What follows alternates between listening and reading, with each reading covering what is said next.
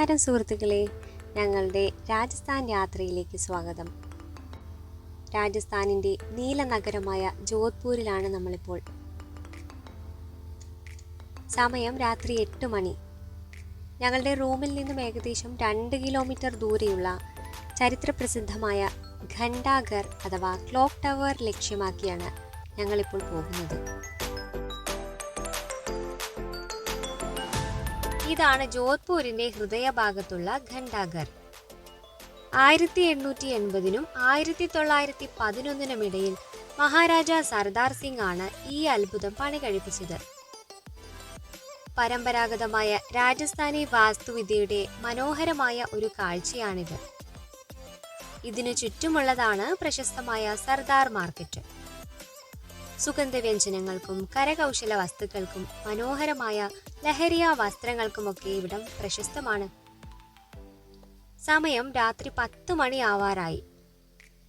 മാർക്കറ്റിലെ കടകൾ പലതും അടച്ചു തുടങ്ങിയിട്ടുണ്ട്.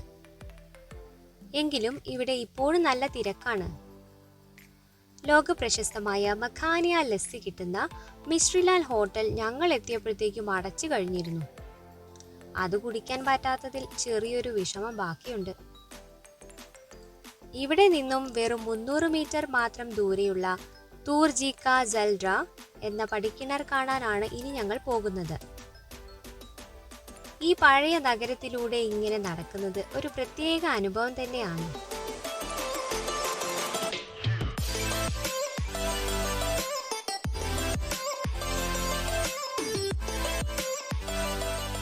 ഇതാണ് 1740-കളിൽ അഭയ് സിംഗ് മഹാരാജാവിന്റെ പത്നി നിർമ്മിച്ച തൂർജി കാ ജൽഡ. ചുവന്ന മണൽക്കല്ലിൽ തീർത്ത ഈ പടിക്കിണറിന്റെ നിർമ്മാണ ശൈലി കണ്ടോ? താഴേക്ക് പോകുന്തോറും ഇടുങ്ങി വരുന്ന പടവുകൾ.